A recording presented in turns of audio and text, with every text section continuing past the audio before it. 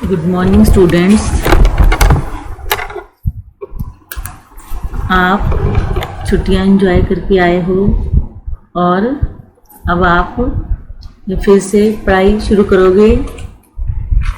मैं आपको पाठ 5 तक पढ़ा चुकी थी, संज्ञा पाठ। अब हम पाठ 6 लिंग के बारे में जानेंगे।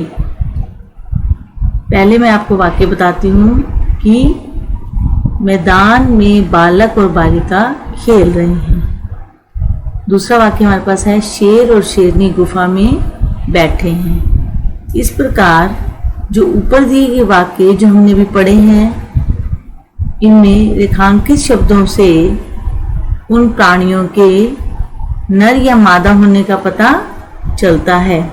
इसमें रेखांकित शब्द हैं बालक, बालिका, शेर, शेरनी। वे शब्द पुरुष जाति के हैं या स्त्री जाति के हैं। इस प्रकार शब्द के जिस रूप से यह पता चले कि वह पुरुष जाति का है या स्त्री जाति का, उसे लिंग कहते हैं। अब मैं आपको लिंग का अर्थ बताती हूँ कि लिंग का अर्थ है चिन्ह। कुछ संज्ञा शब्द नर होते हैं, कुछ संज्ञा शब्द मादा होते हैं। इस आधार पर लिंग के 2 भेद होते हैं। एक होता है पुल्लिंग, दूसरा होता है स्त्रीलिंग। पुल्लिंग जो संज्ञा शब्द पुरुष जाति का बोध कराते हैं उन्हें पुल्लिंग कहते हैं। जैसे मामा, बालक, भाई, सूरज, मोर, घोड़ा, जहाज, तोता आदि।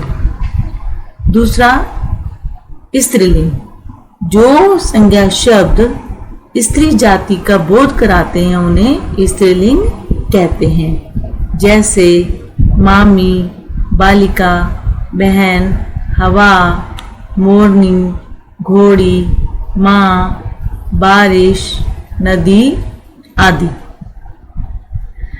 अब हमने 2 प्रकार के लिंग पढ़े, पुल्लिंग और स्त्रीलिंग। अब हमें लिंग पहचान करने के नियमों के बारे में भी पता होना चाहिए। तो निर्जीव, सजीव के लिए तो हम आसानी से लिंग की पहचान कर सकते हैं।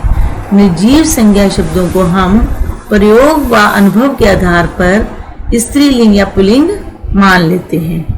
किसी शब्द का लिंग जानने के लिए वाक्य में जो क्रिया हो रही है या उनके विशेषण, या हम उस शब्द को वाक्य में प्रयोग करके उसका लिंग जान सकते हैं। जैसे गाजर मीठी है, आम मीठा है।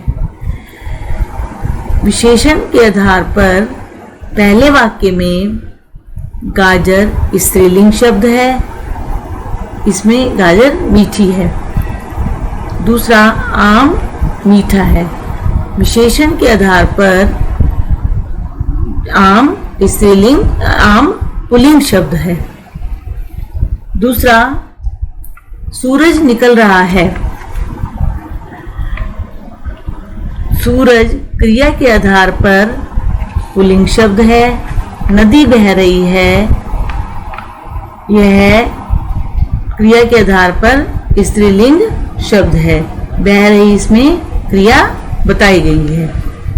हम अन्य वाक्यों में शब्दों का प्रयोग करके भी यह लिंग की पहचान करते हैं। जैसे हिमालय ऊंचा है।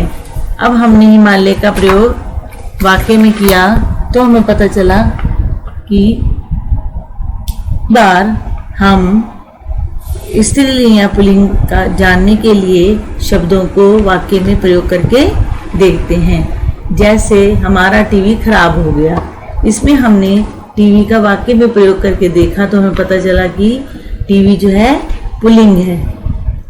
आज हम इतना ही जानेंगे, बाकी हम अगली क्लास में पढ़ेंगे।